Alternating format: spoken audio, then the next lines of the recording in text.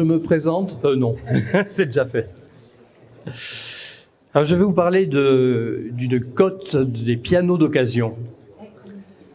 En 1988, il y a eu la création de la Chambre syndicale des professionnels de la musique, la CSPM. Certains s'en souviennent parmi les plus anciens.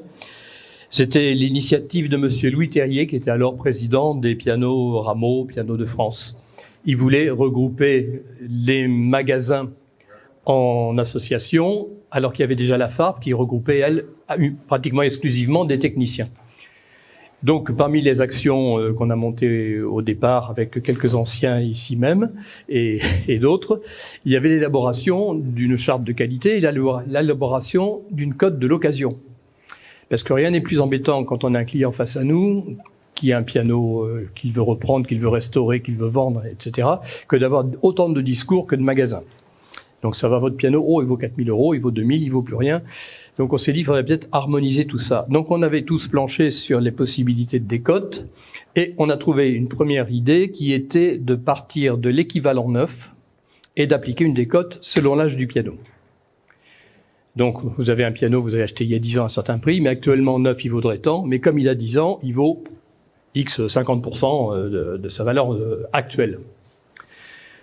On a tous travaillé beaucoup, on avait fait des tas de décotes et à chaque fois c'était la décote est trop importante, elle ne l'est pas assez. Ça a été très compliqué. Finalement, on a réussi à avoir à peu près un consensus en faisant 2 décotes, une pour les pianos de qualité chinoise, russe, polonaise, etc., et une pour les pianos honorablement construits pour les grandes marques. Cette cote de l'occasion, évidemment, comme l'Argus Auto, n'était mentionné que pour des pianos jusqu'à 25 ans. Comme l'Argus Auto vous donne une valeur sur une voiture de 10 ans ou quelque chose comme ça. Au-delà, évidemment, on ne peut pas faire une cote pour un Pleyel 1930. Ça dépend exclusivement de l'état, de l'intérêt historique, etc. Mais sur les pianos relativement récents, il peut être intéressant d'avoir une idée de décote commune. C'était donc la cote de la CSPM de l'époque, et je penserais intéressant qu'on puisse avoir l'équivalent, une cote des pianos d'occasion de l'association d'Europiano, pour dire qu'un peu on est tous d'accord sur certaines valeurs de décote pour un piano. Cette cote est à notre usage interne. C'est pas destiné à être publié dans la presse, c'est pour qu'on ait un outil de travail vis-à-vis d'un client. On lui sort le papier, votre piano, il vaudrait à peu près tant. À partir de là, on fait ce que l'on veut, mais nous, il faut qu'on paye la TVA quand on le revend, il va falloir qu'on le transporte, il va falloir qu'on le restaure, donc on vous en propose tel prix, vous pouvez le vendre tel prix, etc. Mais c'est pour avoir un discours, une certaine cohérence sur la valeur du piano.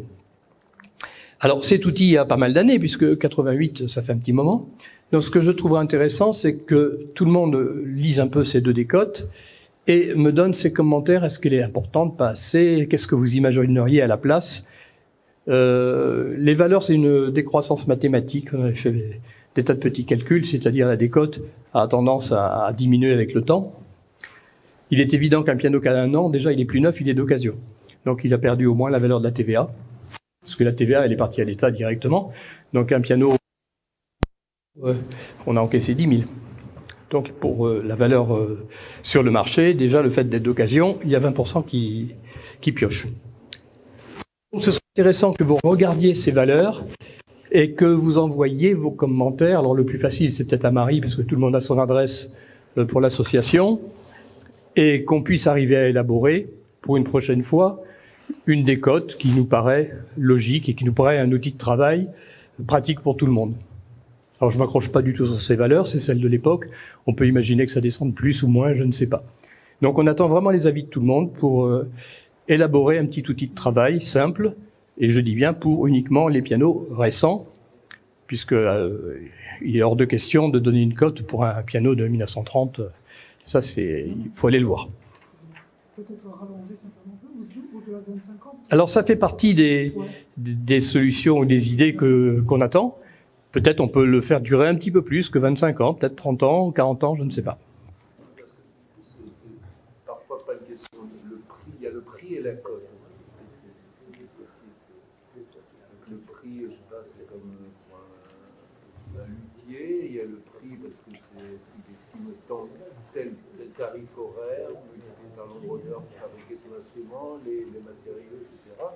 Et après, il y a une cote qui est métier, et ça fait deux estimations bien différentes. La cote est un outil sur un instrument dans un état absolument standard.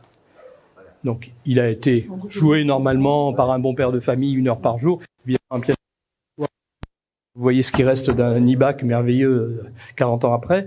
Donc, c'est dans un état absolument standard. De là, effectivement, sont à moduler l'état un peu exceptionnel de certains pianos qui peut remonter la cote, l'état assez catastrophique du piano qui peut même rien valoir parce que les termites ont bouffé le sommier. Mais c'est une moyenne pour un piano standard. C'est un outil vraiment pour le travail un peu quotidien de tous les gens qui nous appellent parce qu'ils ont un Yamaha qui a 20 ans, qui voudraient savoir à peu près combien le vendre, combien on peut l'acheter, s'ils veulent le changer, si ça vaut le coup de le restaurer, etc. Mais est-ce que la marque peut avoir une incidence forcément sur la décote? Absolument, c'est pour ça qu'il y a déjà 2 cotes. Voilà. Celle pour les pianos que j'appelle honorables, ce qui peut être les 2 japonais Yamaha Kawai, et même d'autres japonais, et la plupart des Allemands, enfin tout ce qui est bien construit. Et puis tous les pianos qui ont été construits d'une façon plus ou moins certaine, je ne veux pas citer les Legnica, les Calisia et autres pianos, je n'oserais pas, mais il y a des choses qui sont beaucoup moins fréquentables 30 ans après. Donc pour moi c'était rapide, c'était un peu juste pour vous communiquer le document qu'on a ici et vous dire de travailler dessus pour nous dire si on peut valider ce genre de choses ou si on le corrige et de quelle façon. J'ai deux petites questions. Oui, une première remarque. Effectivement, il y a Daniel Mann qui avait fait des documents, l'arbus du piano, il édité avec la lettre d'édition, auparavant entendu, pièce pratique du piano en son temps, il y a presque 40 ans. Donc il y avait des petits tableaux équivalents. Et la question que je pose par rapport au piano neuf, c'est que, par exemple, dans la région parisienne, il y a plus de 90% de pianos qui sont vendus avec un système silencieux. Oui. Piano neuf. Dans quelle mesure cette notion-là peut avoir une influence sur cette cote, la présence ou non de ce système silencieux? Alors, quand on vend un piano, il y a 10 ans de garantie sur le piano, 5 ans de garantie sur la partie électronique. Donc il est évident que si la partie électronique a 15 ans, c'est un léger plus par rapport au piano, mais bon, on a toutes les chances d'avoir des problèmes de capteurs et des tas de problèmes. Si le piano est récent, effectivement, on part de l'équivalent neuf du Yamaha avec système silencieux et la décote s'applique là-dessus. Mais il y a silencieux, des silencieux. Ah ben, je parle uniquement des silencieux d'usine. Le reste, c'est un autre problème. Ça peut créer une petite plus-value si ils ont installé un système Genio sur le piano. Bon, il y a une petite plus-value tant qu'il marche. Mais il peut ne pas marcher longtemps. Donc, c'est relatif. Des systèmes qui sont avec des contacts physiques et des choses moins sujettes à problème. Mais ça, c'est une décote de l'occasion piano. Et après, il y a d'autres critères qui sont l'offre et la demande aussi. Le respécifier aussi parce que les gens ont tendance quand ils comparent un piano, par exemple, si vous avez des gens qui sont les heureux possesseurs d'un Steinway qui a 60 ans, ils comparent toujours la valeur de leur Steinway à celui d'aujourd'hui. Et donc ils disent, mais mon piano vaut. Non, monsieur, non. Donc c'est toujours très compliqué en fait. D'où un discours commun en disant votre Steinway il a 60 ans, maintenant il vaut 60 000, on applique la décote, vu son âge, il est à 18 000, 20 000, je sais pas. Je dis n'importe quoi, mais c'est le principe d'avoir un discours cohérent. Bon, après la petite plus-value sur le fait qu'il a été bien restauré, qu'il n'y avait pas de feu de cheminée, qu'il avait peut-être un système silencieux. Tout ça, ça se corrige. C'est comme une voiture, c'est là des options. On va remonter un peu la cote. Et si elle a les 4 pneus abîmés et la carrosserie trouée, la cote elle va dégringoler. C'est la même chose. Les gens, après restauration, quand on fait une restauration importante sur un piano, ils demandent toujours la valeur de l'instrument, etc. Mais il faudrait toujours que ce soit que d'un seul coup, ils sont revenus à l'état initial. Et moi je dis souvent aux gens, votre piano à la base, il était entièrement offert, ce qui est normal au bout de 50, 70 ans. Mais la valeur qu'il a, c'est la valeur du travail et de l'état qu'il a, mais du travail qui a été fourni. mais il n'est pas revenu à un état neuf, construit d'usine, etc. C'est un peu pour ça que sur la cote, je mettais, à l'époque, on s'était arrêté à 25 ans, parce qu'un piano de 25 ans, normalement, il n'y a pas forcément besoin de restaurer. Un piano cassé, je pense qu'il n'a plus de valeur quantifiable. C'est la valeur qu'on veut bien lui donner, c'est la valeur du travail pour le remettre en état, mais on ne peut pas lui donner une valeur fixe que tout le monde accepterait.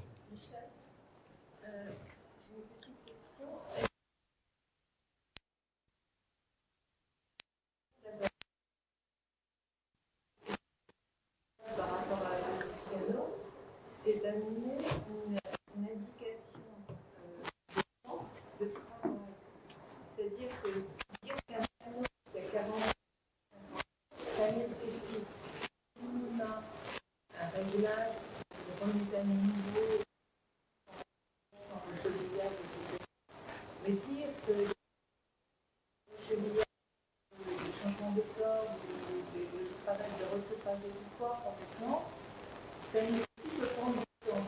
Et comme ça, après, aux techniciens d'ajuster un peu aussi et au public, de prendre conscience du travail à fournir et chacun amenant son tarif horaire, amener peut-être des indications pertinentes par rapport à la valeur d'un piano. Alors, ça c'est vrai, mais je dirais que c'est un petit peu un autre sujet. C'est ce petit document, c'est juste la valeur d'un instrument neuf, standard, en état correct pendant ces 25 ou 30 ans.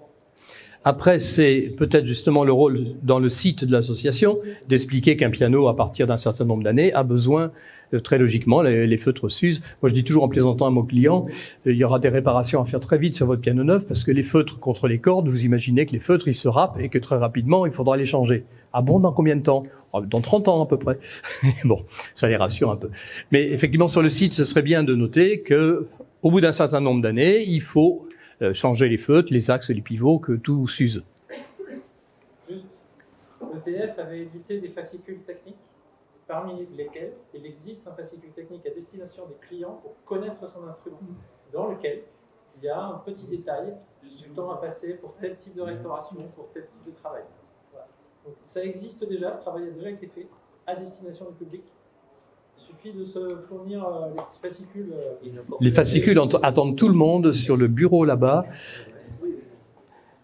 Non, effectivement, tout ça, c'est des documents de travail qui serait bien d'avoir et d'utiliser, parce que l'association s'est creusé la tête pour faire des tas de petites choses, des facturiers, des conseils à donner aux clients. Il faut les utiliser. Voilà. Et le carnet d'entretien aussi, qui a été fait Bien sûr. sur une indication de Pascal. J'ai une autre question. Le carnet d'entretien, tu te rappelles? Oui, c'était un vide total. Ah mince! C'était une très bonne Le idée. carnet d'entretien, nous sommes plusieurs parmi les techniciens ici à s'en servir quotidiennement.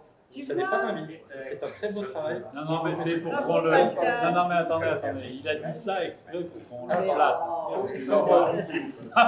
On le connaît. C'est son côté parce Marseille. que c'était même plus pertinent que ça, puisqu'on y fait allusion. Oui, J'avais intitulé ça Carnet de liaison, de liaison. pianiste, technicien, professeur. Parce que ce professeur qui ne voit jamais le piano sur lequel l'élève travaille, donc du coup, dans sa pédagogie, il va peut-être pas tenir compte d'un certain nombre de choses. Et ce qui est amusant, c'est avec ce Covid, où là, il y a eu des cours en visio, on s'est rendu compte que parfois, le gamin Il jouait sur la son lit, table de la cuisine. donc, Non, mais très bien. C'est pour ça que je l'ai rappelé. mais alors du coup, parce que quand tu y vas, dans le meilleur des cas, une fois par an, ils ne savent jamais où est passé le carnet. Hein, donc, Pascal, tu n'as pas pris le dernier carnet qu'on a fait avec le piano, il y a le petit carnet d'entretien derrière. Ouais. Je veux dire qu'avec Laurent, on le met tous les clients, et que ça marche très bien, et on le laisse dans le piano. Oui, il faut le mettre dans le piano. Et je vous invite fortement à acheter des Il carnets y a une d'entretien. filiation, il y a quelque chose qui reste de ton passage. bien, on passe à autre chose. Il y a une autre question qui découle de ton intervention, c'est l'information au client. Aujourd'hui, il y a un site internet qui est en cours de refonte, qui va bientôt être accessible, avec 2 entrées. En réalité, les particuliers, on souhaite que les particuliers puissent y trouver des informations fiables, pas du YouTube ou du Facebook ou je ne sais quoi, fiables, parmi lesquelles une information sur l'entretien de leur piano, où trouver un accordeur, et quelques notions de base, vraiment de base. Parmi ces informations, est-ce qu'une information sur le prix ou la valeur de leur piano serait intéressante, oui ou non, à ton avis? Est-ce qu'il faut divulguer quelque Alors, chose vers le piano? c'est pas du tout mon avis qui est important, c'est est-ce que vous pensez tous les uns les autres, et là ce serait presque à demander à l'ensemble des membres de l'association, est-ce que vous pensez souhaitable de mettre dans la disposition du grand public une cote de l'occasion? Peut-être, peut-être pas. Je suis pas très très chaud parce que ça inciterait des gens à dire bah, écoutez mon piano il vaut tant. Bah oui mais non. Sur les pourcentages, ils vont pas voir les petits trucs qui en plus, en moins, l'option, pas l'option.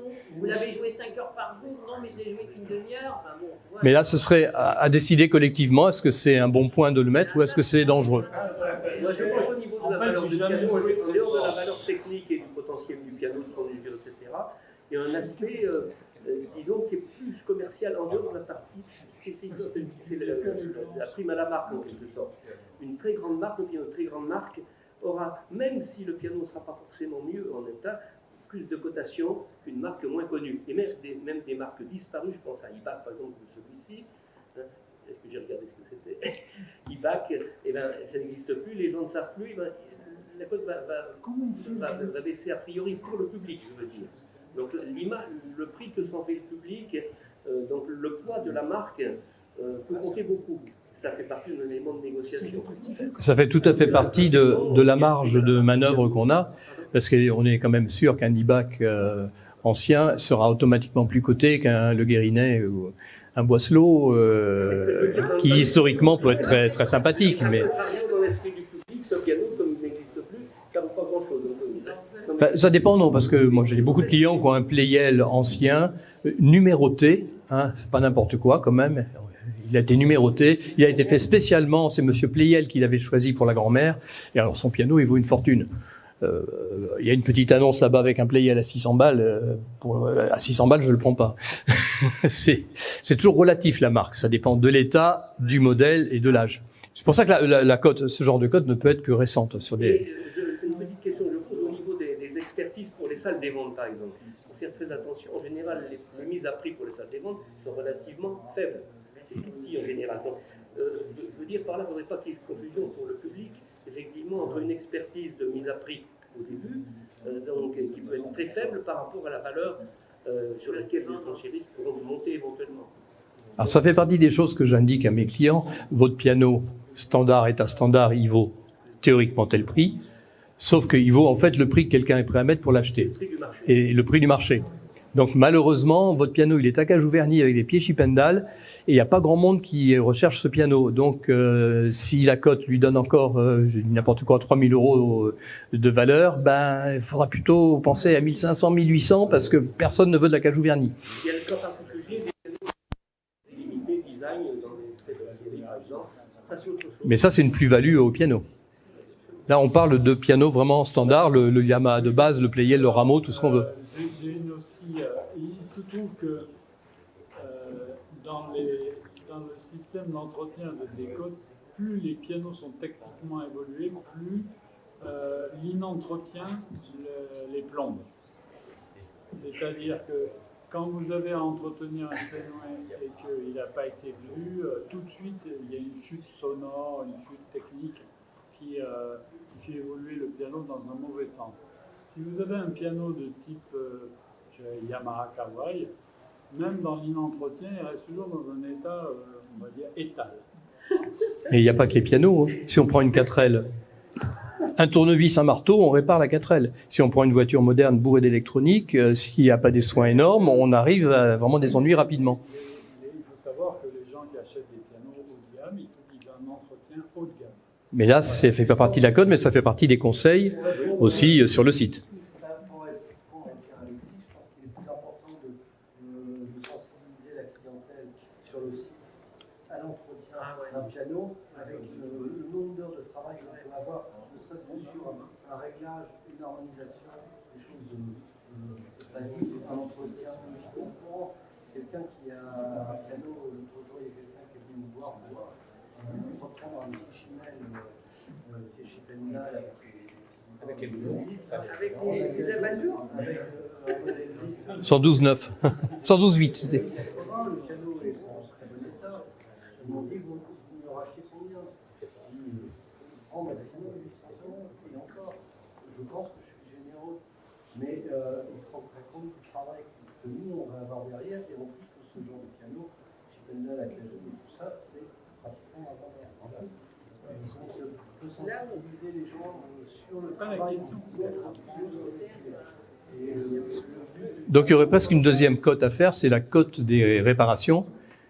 Expliquer que au bout d'un certain temps, le réglage d'un clavier, ça prend à peu près tant de temps, qu'un changement de marteau, s'ils ont usé, ça coûte à peu près tant d'heures, etc. Pour qu'ils aient aussi une petite notion. Et même quand il y a une expertise, pouvoir leur dire, écoutez, votre piano, il y a les têtes de marteau à changer. Le prix des têtes, c'est ça. Il faut passer à peu près tant d'heures. Tout le monde va trouver à peu près la même valeur.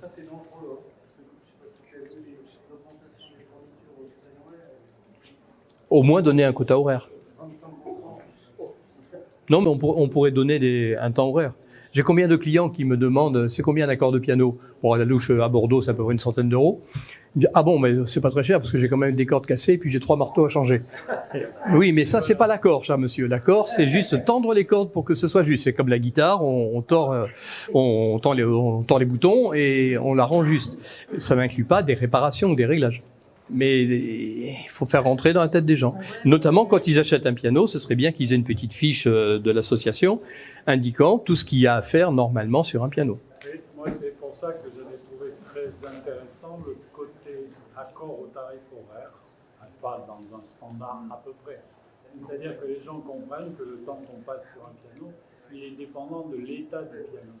Alors, si vous avez un piano qui n'a pas été accordé depuis 4 ans, 5 ans, eh bien, c'est pas un accord. C'est pas un accord standard. Un accord. Une remise au ton, un accord. Un accord, un mise au ton. Et donc, moi, je fonctionne comme ça. Moi, à partir du moment où je quitte mon atelier, je vais chez quelqu'un, je reviens, c'est le temps que je vais facturer. Voilà. Et je précise bien aux gens, voilà, votre piano n'est pas entretenu, eh bien, écoutez, ça sera au tarif horaire. Mais si ça dépasse quelque chose de raisonnable, je spécifie avant de commencer. De toute manière, quand tu arrives sur un piano qui a 10 ans pas accordé, tu leur dis que vous avez économisé 100 € par an. Normalement, c'est 1 000 € la corde aujourd'hui. Il y a Jacques Coquelin qui est raisonné comme ça. Ah, ça fait 4 ans qu'il n'a pas accordé le piano, 400 €. Et il disait au client, vous m'avez fait perdre 400 €. Donc maintenant, si vous voulez qu'il soit accordé, c'est 400 €. Bon, ça marchait à Cannes, à Nice, mais pas partout. Non, mais c'est le folklore.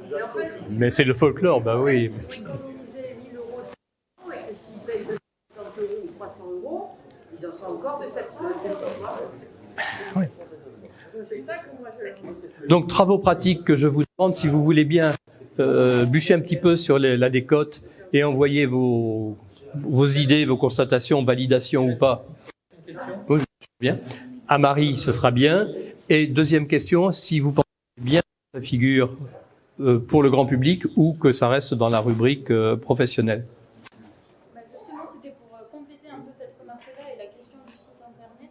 Je suis d'accord avec Paul-Étienne, mettre des chiffres, c'est dangereux parce que c'est tellement complexe, il y a trop d'éléments qui entrent en jeu et les gens risquent d'être fixés là-dessus. Par contre, sur le site, il y a une page, c'est vendre mon piano.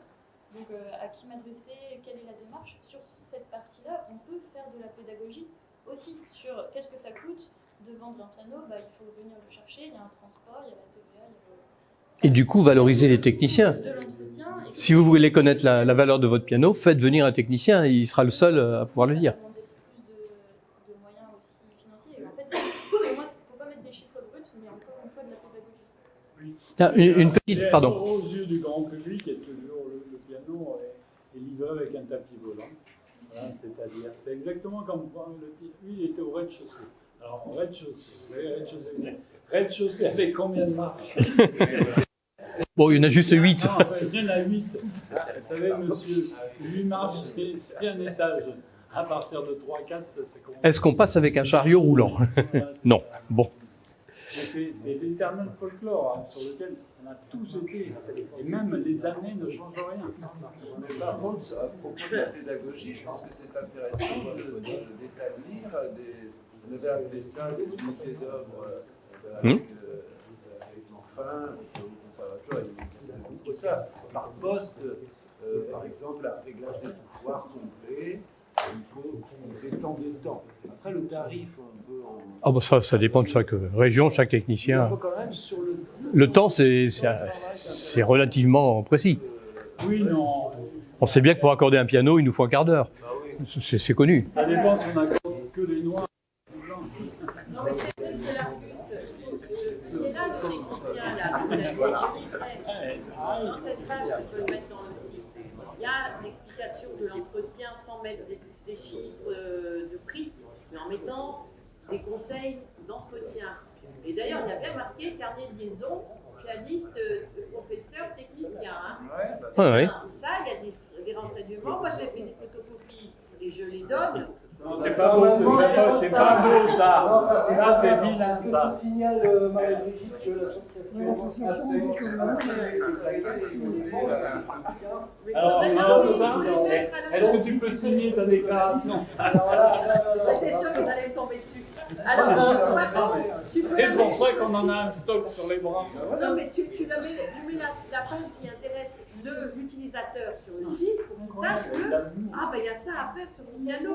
Il ne faut pas que ce soit trop lourd, il ne faut pas que ça le dissuade de faire du piano. Il faut quand même qu'il se rende compte qu'il faut qu'il fasse. C'est le plus, c'est-à-dire que... Voilà.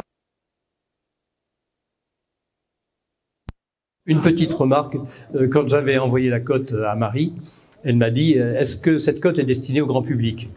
Moi, je lui dis, à mon avis, et c'est une cote interne qui n'a pas vocation à être distribuée au grand public. Réponse de Marie, ouf.